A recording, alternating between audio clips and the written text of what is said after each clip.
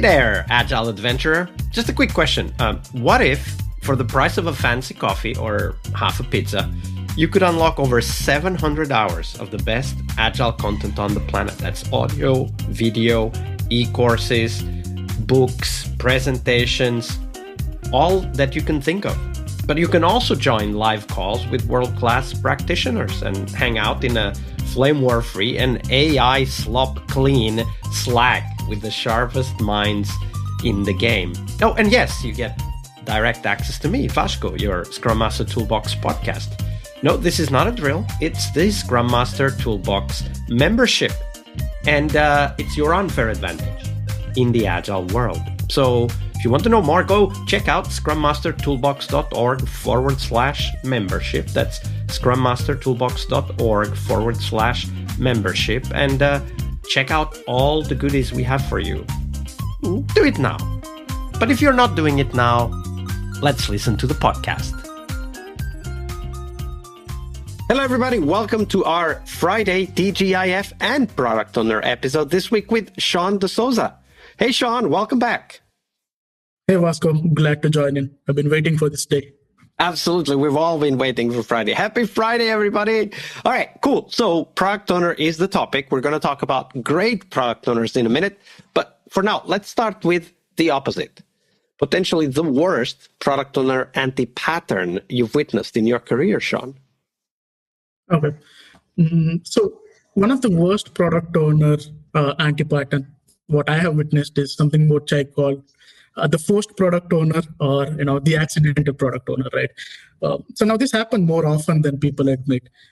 Someone leaves the pure role, and organization, instead of grooming a proper replacement, what they do is they simply make the person with the highest product knowledge as the product owner, and they say, "Hey, congratulations, you're now the product owner." On paper, I would say it sounds very logical. In reality, product knowledge isn't alone enough, right? So the PO role, kind of requires a mixture of skills. So there's prioritization, there is stakeholder management, and saying no whenever needed, and making sure that the backlog is, laser focused on value. So here's what happened. So in one of the teams which I joined, the PO had resigned, and they appointed their QA as the new product owner. And don't get me wrong, this person knew the product inside and out from the testing perspective, but he had never been trained to prioritize strategically or negotiate scope, or how to handle the stakeholders. So whenever the team had a question, his immediate response was that, "I'll get back to you," right? It might sound harmless, but over the time, it creates a lot of delays and kind of acts as a bottleneck. And this kind of was frustrating the team. And I could sense this, but instead of directly going to the PO and telling him that you're not doing your job right, I kind of took my advice from the advice trap book, right? And I started asking him some questions. So what's making it hard to decide, what are our priorities right now? Whom do you reach out to whenever you need clarification? Is there a way that we can involve them a little early on? Or if at all, we had to ship only one thing in the sprint, what would it be? I think these questions helped him reflect more on his PO responsibilities, and he kind of started thinking about the challenges that he was facing. And we built a lightweight framework together. So we had a very frequent, short refinements. We made sure that, these were more focused on making sure the items were ready and satisfied the definition of ready. I also joined the stakeholders syncs so that, he didn't have to struggle as a middleman between the stakeholders and the team, and I was there to help him out. And we had some priority guardrails wherein we would say that, okay, this is what we can deliver and this is what we are going to do. And eventually we both completed our certification together. I got my PSM, and he got his PSPO certification. And over time, he became very confident and started pushing back on unplanned work, and began proactively involving stakeholders before decisions became like bottlenecks for us. He was like our mini CEO. So it is one of those moments when you see someone grow into the role, not because they were told to do, but they were guided with the right questions and given the right structure and supported through the transition. And when Michael Steiner puts this in this way in the advice trap, he says that change doesn't start with the answer; it starts with the question. So yeah, and this is one takeaway from me to any organization that's listening. A product owner is more than just a product expert. You can have the deepest product knowledge in the room, but if you can't prioritize, align stakeholders, and make timely decision, your product will stall.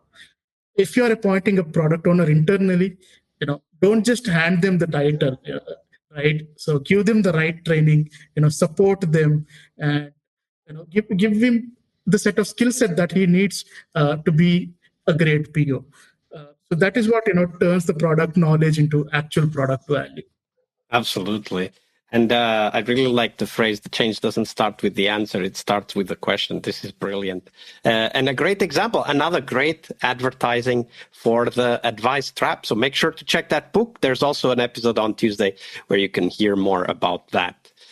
Shawn, that was the anti-pattern, but of course, there are also some amazing product owners out there. So potentially the best product owner you've ever worked with. How did they work? And I've worked with many product owners over the years, but every now and then, you meet that one extraordinary person who completely changes the game. So this particular PO, her name is Emilia. She turned user story writing into a superpower, I would say. So there's a very famous quote, and I'd like to put it this way: if user story writing was an art, I would say she was the Picasso of it, right? And every single story was so clear, so well structured, that our refinement meeting started to feel suspiciously short. Because we would just go into the story, ask a couple of questions, and then we were almost done. So it was not like, okay, what does the PO actually want from this, right? And she wasn't writing the user stories on her own. It was more like co-crafting the user stories with the team, right? And it used to be very detailed. And I remember when she was going on a long vacation, a 3 weeks vacation. So she made sure that we were so well prepared for it. We spent a lot of time on the refinement, so that during her absence, I would say we didn't just survive; we thrived. Uh, so yeah, I mean, this is what set her apart, right? She just didn't rely on her own brilliance. She leveraged some tools as well. I remember she used to tell me that she uses Claude to brainstorm edge cases and acceptance criteria, and to use a Copilot to refine descriptions, so that the devs would get exactly what they wanted. And because her stories were so detailed, the team's mental load kind of dropped, I would say. Instead of burning energy deciphering the requirement, we could pour it into actual problem solving and delivering values. So these are some of the highlights in what I would say of how the user stories were crafted, right?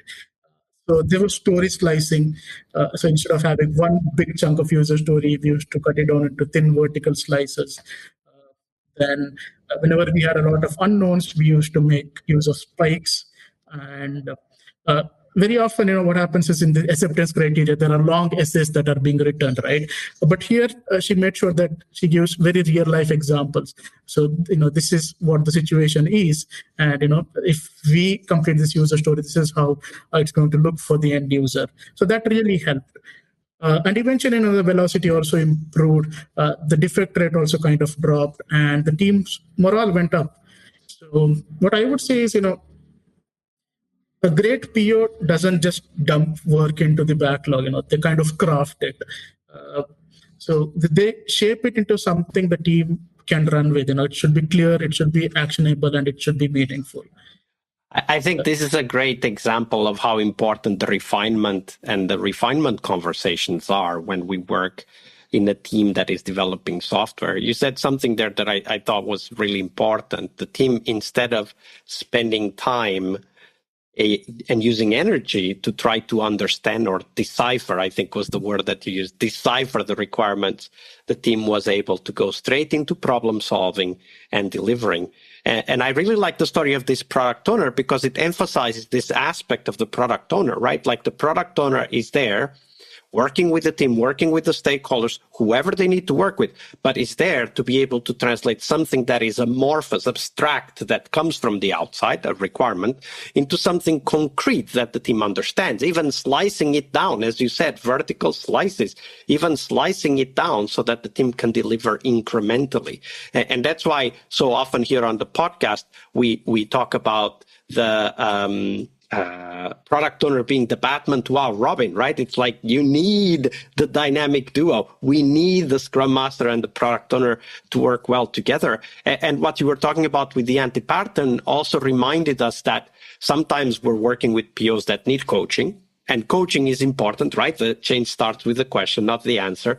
And I'll put the link in the show notes for our course on how to coach POs and what topics to bring up and how to address them, because that's a very important aspect of the work that we do. Not all product owners are as excellent as Emilia was when they start, but they all can be as excellent as Emilia was when we are there to help them. So it's an important realization. So thank you for sharing that with us, Shawn. Great to share my stories, Vasco. Absolutely. So, Shawn, this was a great week filled with insights and amazing stories, but we're getting close to the end. Now, for those of us who want to know more about the work that you're doing, where can we go? There are a couple of places. One is, of course, my LinkedIn page. I'm also working on one of my websites. So once it's ready, maybe I'll reach out to you and can maybe give that link. So this would tell more about me. I'm also coming up with a lot of retrospective ideas, which is more based on the Indian context. So based on some movies and a few traditions that is practiced in India. I'm trying to connect these to our retrospectives and trying to come up with something new. I recently came up with something new called as, the Three Idiots retrospective, which is a very famous, movie in Bollywood. So yeah, I'll share more about it in my website. And yeah. Absolutely. We'll put the link to all of those in the show notes. So everybody check out Shawn's LinkedIn, start up a conversation, explore one of the topics together, and why not? Maybe even have a coaching session. Shawn, it's been a pleasure. Thank you very much for being with us and for being so generous with your time and your knowledge. Same here, Vasco. Thank you so much for inviting me. It was great talking to you. All right, I hope you liked this episode. But before you hit next episode, here's the deal. This podcast is powered by people like you, the members who wanted more than just inspiration. They wanted real tools and real connection to people who are practicing Agile every day. We're talking access to over 700 hours of Agile Gold, CTO level strategy talks, summit keynotes, live workshops, e-courses, deep dive interviews, books, and if you're into No Estimates, we got the pioneers of No Estimates in those deep dive interviews as well. Agile business intelligence, creating product visions, coaching your product owner courses, you name it. You'll get invites to monthly live Q&As with Agile pioneers and practitioners, plus a private Slack community, which is free of all of that AI slop you see everywhere, and of course, without the flame wars. It's a community of practitioners that want to learn and thrive together. It's the best place to connect with community and learn together. So if this podcast has helped you before, imagine what you will get from this podcast membership.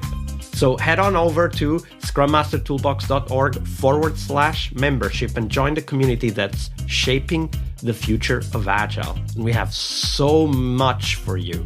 So check out all the details at scrummastertoolbox.org/membership, because listening is great, it's important, but doing it together, that's next level.